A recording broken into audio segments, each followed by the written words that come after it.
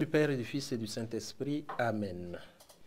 Viens, Esprit Saint, viens nous éclairer, viens nous aider à approfondir ta parole pour que nous puissions la vivre chaque jour.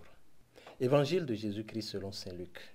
En ce temps-là, comme tout le monde était dans l'admiration devant tout ce qu'il faisait, Jésus dit à ses disciples, « Ouvrez bien vos oreilles à ce que je vous dis maintenant. Le Fils de l'homme va être livré aux mains des hommes. » Mais les disciples ne comprenaient pas cette parole.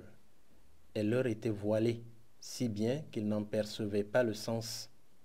Et ils avaient peur de l'interroger sur cette parole. Acclamons la parole de Dieu. Louange à toi, Seigneur Jésus. Aujourd'hui, nous sommes le samedi 25 septembre 2021, 25e semaine du temps ordinaire de l'année B. Et en ce 25 septembre, le Seigneur nous demande de faire attention, surtout quand nous sommes dans des moments de réussite.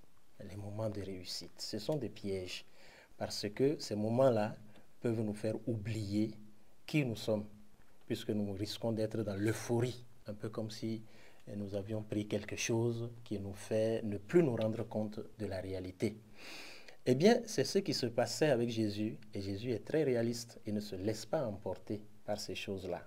Tout le monde était dans l'admiration devant lui, disant, il fait des choses formidables. Et effectivement, Jésus réalise des choses formidables. Mais il leur dit tout de suite, attention, attention. Et en réalité, nous devons toujours avoir les pieds sur terre et non pas seulement la tête dans les nuages. Et quand tout va bien, rendons grâce au Seigneur. Et c'est une bonne chose, parce que le Seigneur, il aime que ses enfants soient heureux, que nous soyons joyeux. Mais quand tout va mal aussi, sachons rendre grâce au Seigneur, parce que cela doit faire partie de notre vie. Et en réalité, dans notre monde d'aujourd'hui, où le plaisir a pris le dessus, il y a le terme qu'on utilise, l'hédonisme. Voilà. Tout doit être plaisir, il faut vivre à fond, parce qu'on croit que c'est la seule chose qui existe. Le chrétien doit faire attention. Il n'y a pas que cela dans la vie. Le chrétien doit assumer la part de souffrance qui fait partie de la vie. Et cela, nous le voyons dans l'expérience des martyrs. Nous ne pouvons pas être chrétiens et refuser le martyr.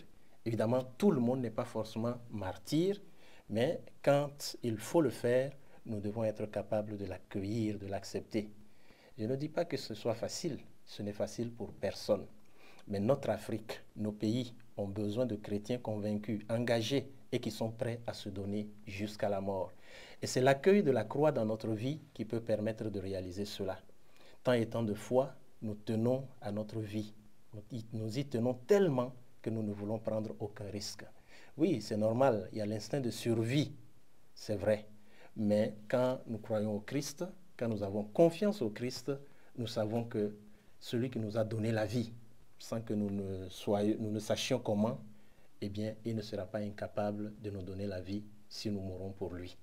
Alors, cela nous aide à comprendre quel est le rôle de la croix dans notre vie, dans la vie du chrétien. Le chrétien, c'est celui qui est capable de tout donner et de donner jusqu'à sa vie. Demandons au Seigneur cette grâce. Cette grâce, nous devons la demander chaque jour parce que nous avons besoin de force intérieure pour pouvoir réaliser cela. Ce n'est pas facile à comprendre. Même les disciples ne comprenaient pas parce que cette parole, nous dit l'Évangile, restait voilée. Ce n'est pas facile à comprendre.